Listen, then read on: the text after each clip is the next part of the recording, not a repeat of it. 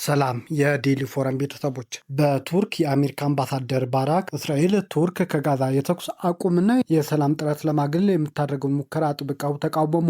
አምባሳደሩ በአንታሊያ የዲፕሎማሲ ፎረም ላይ በሰጡት ቃለ ምልልስ የቱርክ ፕሬዝዳንት ረሲፕ ጣይብ ኤርዶሃን 50 ለተኩስ አቁም ስምምነቱ እንዲተባበሩ በማድረግ ረገድ ገንቢ ሚና መጫወታቸውን ገልጸዋል። አምባሳደሩ ባራክ እንደገለጹት ባለፈው ጥቅምት ወር የጋዛ የተኩስ አቁም ስምምነት ላይ ከመደረሱ ጥቂት ሰዓታት በፊት ፕሬዝዳንት ዶናልድ ትራምፕ ለኤርዶሃን ስልክ በመደወል የሁለቱ የሐማስ መሪዎች ድጋፍ እንዲያገኙ እርዳታ ጠይቀውም ነበር። ፕሬዝዳንት ኤርዶሃን የውጭ ጉዳይ ሚኒስትር ሃካን ፊዳንና የደህንነትን ተቋሙ መሪ ኢብራሂም ካሊን በጋራ በመረባረብ እነኚህ የሐማስ መሪዎች ወደ ስምምነቱ ማምጣት መቻላቸውን አምባሳደሩ አስረድተዋል። ይህ ሊሆን የቻለው የቱርክ እንደ እኛ ሐማስ እንደ ሽብርተኛ ድርጅት ፈርጃ ካካሄዱ ስላገለለችው ነው ያሉት አምባሳደሩ እስራኤል ቱርክ በጋዛ ዓለም አቀፍ የሰላም አስከባሪ ኃይል ውስጥ እንዳትካተት መቃወሙን ተቃውመዋል። ቱርክ በሰላም አስተባባሪነቱ ብትሳተፍ አሁን እየታዩ ያሉትን ግፎች፣ የሰብአዊ መብት ጥሰቶች ለማስቀረት ትረዳ ነበርም ብለዋል። አምባሳደሩ አክለውም ዓለም ጸረ ሴማዊ አይሁዳዊ ጠል አይደለም፣ እኔ ራሴ ያደግኩት በአይሁድ ሰፈር ውስጥ ነው በማለት እስራኤል የምታቀርበውን የጸረ ሴማዊ ክስ ተከላክለዋል። የጽዮናዊት ትርጓሜ ጥያቄ ውስጥ ሊገባ ቢችልም የእስራኤል ስልታዊ የወደፊት ዕጣ ፈንታ ግን አሁን እንዳለው የከፋ ሊሆን አይገባም ሲሉም መክረዋል። በሁለቱ ሀገራት መካከል ያለው አስከፊ የቃላት ጦርነት ተገቶ መፍትሄ ሊበጅለት እንደሚገባም ጠይቀዋል። የዓለማችን ግዙፉ አውሮፕላን ተሸካሚ መርከብ ዩኤስ ጄራልድ እና ፎርድ ዳግመኛ ወደ መካከለኛው ምስራቅ ቀጠና መግባቱን የአሜሪካ መከላከያ ባለስልጣን አስታወቀ። እስከ ቅርብ ጊዜ ድረስ በምስራቅ ሜዲተራኒያን ባህር ሲንቀሳቀስ የነበረው ይህ ግዙፍ መርከብ ዩኤስ መሃን እና ዩኤስ ዊንስተን ኤስ ቸርችል ከተባሉ ሁለት አጥፊ የጦር መርከቦች ጋር በመሆን የስዊዝ ካናልን አቋርጦ ወደ ቀይ ባህር መግባቱ ተገልጿል። መርከቡ ወደ ቀይ ባህር የተመለሰው በልብስ ማጠቢያ ክፍሉ ውስጥ ተነስቶ በነበረው ከፍተኛ እሳት ምክንያት ለጥገና ወደብ ላይ ከአንድ ወር በላይ ከቆየ በኋላ ነው። በሌላ በኩል ዩኤስ ጄራልድ ፎርድ በዚህ ሳምንት ከቬትናም ጦርነት ወዲህ ባልታየ ሁኔታ በረጅም ጊዜ ወታደራዊ ስምሪት ላይ በመቆየት አዲስ የዓለም ክብረ ወሰን መስበሩም ተሰምቷል። የዚህ መርከብ ወደ ቀጠናው መድረስ በአረብ ሀገራት ላይ ከሚገኘው ዩኤስ አብርሃም ሊንከን በመቀጠል ሁለተኛው የአሜሪካ አውሮፕላን ተሸካሚ መርከብም ያደርገዋል። በተጨማሪም ዩኤስ ጆርጅ ኤች ደብሊው ቡሽ የተባለው ሶስተኛው አውሮፕላን ተሸካሚ መርከብ ወደ ቀጠናው እያመራ ሲሆን በአሁኑ ሰዓት በደቡብ አፍሪካ የባህር ዳርቻ አካባቢ እንደሚገኝ የአሜሪካ መከላከያ ምንጮች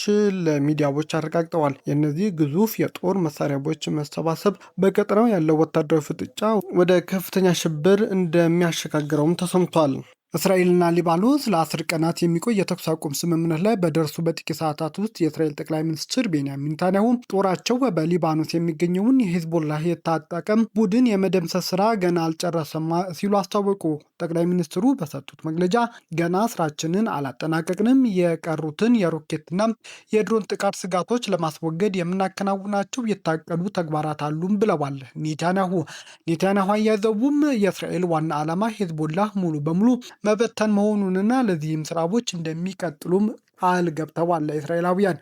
ይህ የኔታንያሁ ጠንከር ያለ መግለጫ የተሰማው የአሜሪካ ፕሬዝዳንት ዶናልድ ትራምፕ እስራኤል ከእንግዲህ በሊባኖስ ላይ ቦምብ እንድታዘንብ አሜሪካ አትፈቅድም ካሉ ከጥቂት ሰዓት በኋላ መሆኑን ተሰምቷል።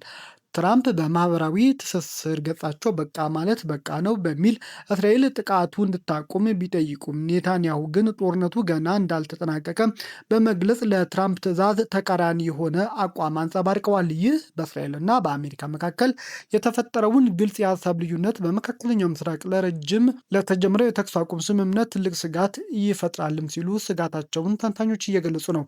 ፕሬዚዳንት ትራምፕ የሊባኖስ ጉዳይ ከኢራን ተለይቶ መታየት አለበት በሚሉበት ወቅት ኔታንያሁ ግን የሂዝቦላ ስጋት እስካልጠፋ ድረስ ጦርነት እንደሚቀጥል በይፋ ተናግረዋል። ይህ የሁለቱ መሪዎች ፍጥጫ በቀጣይ ቀናት የቀጠናውን ሰላም ወደ የት አቅጣጫ እንደሚወስደው እንዲሁም የሁለቱ ሀገራት ዲፕሎማሲያዊ ግንኙነትስ ምን ያደርገዋል የሚለውን ዓለም አቀፉ ማህበረሰብ በንቃት የሚከታተለው ጉዳይ ነው። ከዚህ ዜና ጋር በተያያዘ የአሜሪካ ፕሬዝዳንት ዶናልድ ትራምፕ እስራኤል በሊባኖስ ላይ የምታካሂደውን የቦምብ ድብደባ አሜሪካ በይፋ ማገዷን አስታውቀዋል። ፕሬዚዳንቱ በገዛ ማህበራዊ ትስስር ገጻቸው በትሩዝ ሶሻል ሚዲያ ማለት ነው ባሰፈሩት መልእክት እስራኤል ከእንግዲህ በሊባኖስ ላይ ጥቃት አትፈጽምም፣ በአሜሪካ መንግስትም ይህ እንዳይደረግ ታግዷልን ብለዋል። ትራምፕ አክለቡም በቃ ማለት በቃ ነው በሚል ጥብቅ ትዕዛዝ ለእስራኤል አስተላልፈዋል። ይህ ውሳኔ የተሰማው በሁለቱ ወገኖች መካከል የ10 ቀናት የተኩስ አቁም ስምምነት ወደ ተግባር መገባቱ ተከትሎ ነው። ፕሬዚዳንቱ በሊባኖስ የሚገኘው የሂዝቦላ የታጠቀ ቡድን ጉዳይ ከኢራን ተለይቶ በተገቢ መንገድ እንደሚታይም ትራምፕ ገልጸዋል። እንደ ትራምፕ ገለጻ አሜሪካ ከሊባኖስ መንግስት ጋር በመሆን በሀገሪቱ ያለውን የጸጥታ ሁኔታ ለማረጋጋትና የሂዝቦላ ስጋት ለመቆጣጠርም በልዩ ሁኔታ ትሰራለች ሲሉም ቃል ገብተዋል።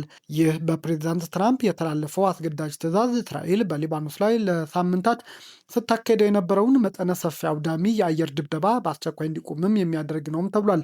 የካናዳና ሌሎች የቡድን 7 አባል ሀገራት ይህንን የተኩስ አቁም ስምምነት የደገፉ ሲሆን የኢራን መንግስትም በተራው የሆርሙዝ ባህርን ለንግድ መርከቦች በዚህ ስምምነት ምክንያት ክፍት መሆኑን አስታውቋል። ይህ በፕሬዚዳንት ትራምፕ የተወሰነው እርምጃ በመካከለኛው ምስራቅ ለሳምንታት የቆየውን አስከፊ ጦርነት ወደ ሰላማዊ ድርድር ለመቀየር ትልቅ በር ከፋች ነውም ተብሏል።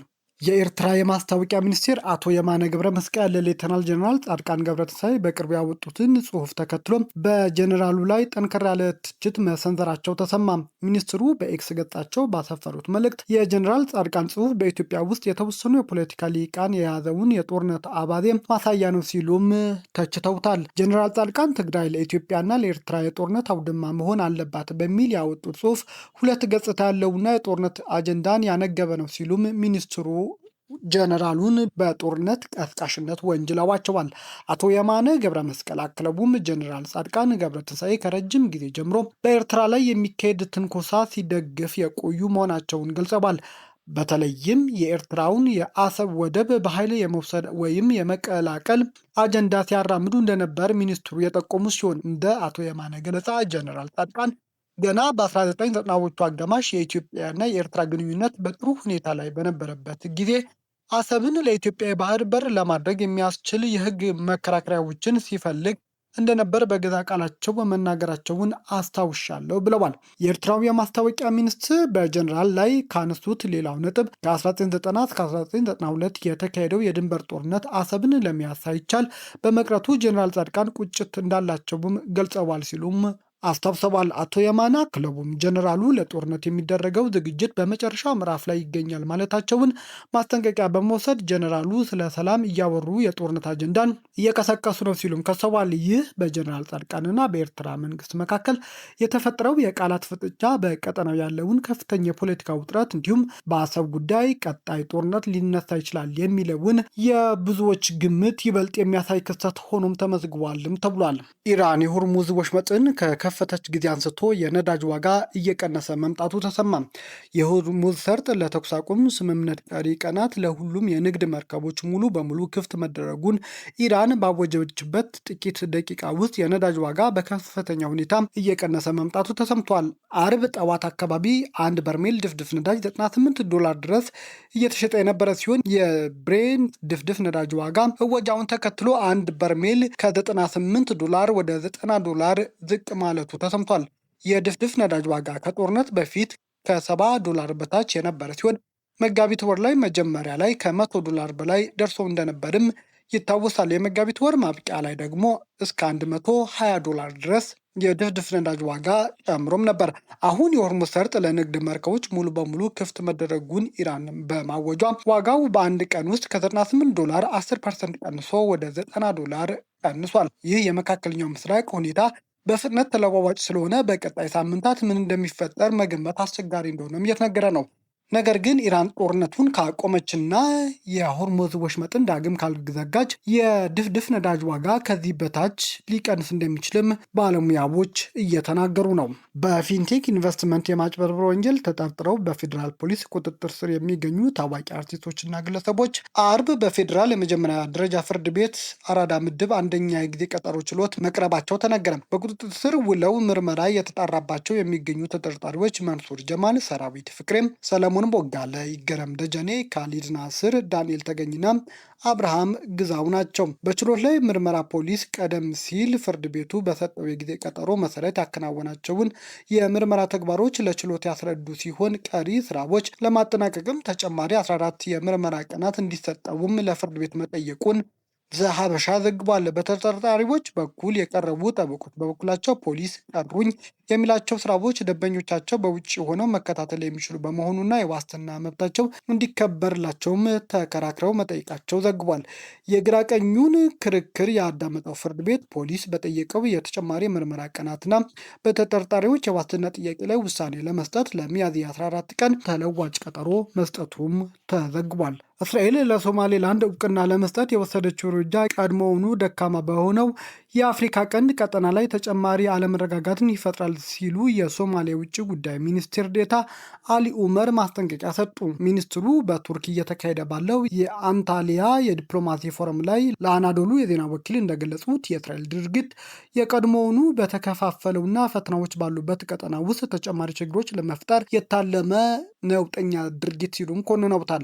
ሶማሌላንድ እንደ አውሮፓውያን አቆጣጠር በ1991 ከሶማሊያ ነፃነቷን ብታውጅም እስራኤል ባለፈው ታህሳስ ወር እውቅና በመስጠት በዓለም የመጀመሪያው ሀገር ሆናለች። አሊ ኡመር አክለውም እስራኤል ከጥቂት ቀናት በፊት አምባሳደሯን ወደ ሶማሌላንድ መላኳ ሁኔታውን ይበልጥ ውስብስብ እንዳደረገውም ጠቁመዋል። የሶማሊያ መንግስት ጉዳዩን በዲፕሎማሲያዊ መንገድ ለመፍታት እየሰራ ቢሆንም የእስራኤል እርምጃ መንግስታዊ ያልሆኑ ታጣቂ ኃይሎችን ወደ ቀጠናው እንዲሳቡ በማድረግ የጸጥታ ስጋት ሊፈጥር እንደሚችልም ሚኒስትሩ አሳስበዋል። ይህ የእስራኤል ዲፕሎማሲያዊ እንቅስቃሴ በሶማሊያና በአጎራባች ሀገራት ዘንድ ከፍተኛ ስጋት የፈጠረ ሲሆን በቀጠናው አዲስ የጂኦ ፖለቲካዊ ፍጥጫን ሊቀሰቀስ ይችላል የሚል ስጋትንም ጨምሯል። ቤተሰቦቻችን ዜናዎቻችን ከወደዳችሁት ላይክ አድርጉ፣ ለሌሎች ተደራሽ እንድንሆንም ሼር አድርጉ።